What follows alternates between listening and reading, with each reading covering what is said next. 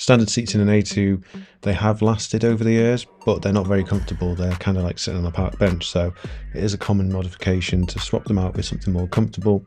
And in this case, I have a sport trim model that I'm going to swap the seats out of. As you can see here, got bigger bolsters and just more comfortable. And these also have electric lumbar as well. So back seats, and this is a 4-door, really easy. They'll fold forwards, and when they're in the upright position, they'll just lift out like so. Fitting them back in is exactly the same process, so I'm just going to do that now with the standard seats, where you lift them into position in the lugs. And as you can see, I can do this one-handed, so it's not a difficult task at all, or it shouldn't be. So you just put them in place on the lugs and then fold them down into position. Simple as that. So with the front ones, we've got 4 bolts on the rails. There's 2 at the front, like this, and as you can see there, the M8 spline bolts. So you need a male M8 triple square MZN spline, and then as you can see here, they sort of face towards the front of the car, so you should be able to unbolt them quite easily. And we draw them out from in place.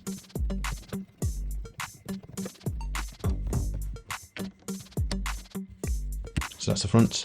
The rears, they face upwards and they're just at the back of the rails, so if you move the seat forwards, again, relatively straightforward job. Then we're going to want to just undo the electrical connectors under the seat after this is done. And this car does have the lumbar, so there's a red plug for that, but you might just find you have the yellow pre-tensioner plug. Probably a good idea to disconnect the battery before you do that. And then, as you can see here, there's 2 black pieces of trim that just go over the back of the rail that you want to undo. On one side, it's got a plastic lug underneath you have to disconnect, but they just slot into place. You can remove the seats with them in there, but they'll probably damage themselves coming off. So if you're keeping them and it's the car you're taking the seats out of is the one you're putting them back in, you might want to take these off and be careful with them. Now, if you ever own a car, you might want to do this next step, but it was an absolute nightmare, and I stripped out all the interior loom so I could figure out how to retrofit the electric lumbar plugs, as you can see here. So I traced all the wires, and I found basically that the brown wires were just earth, and then the live wires had their own 10 amp fuse on there. So this is everything stripped out. Now I'm going to route this onto the one fuse. So as you can see there, I'm taking the driver's side over to the passenger side, and then I'm going to move all of that wiring up to the passenger or the near side front corner, and then the live wire on this particular picture, it's on an FSI, but on the diesel there is a live connection where the green line goes to that I can use.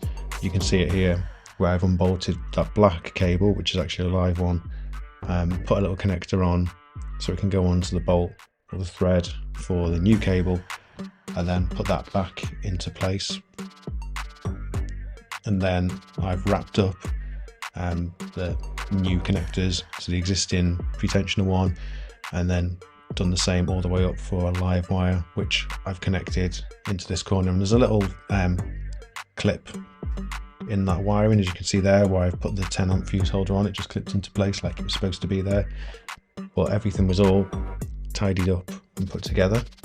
And then I could stick the seats back in and connect the connectors, and I checked the lumbar worked. Pretty straightforward job really. You see the end result there.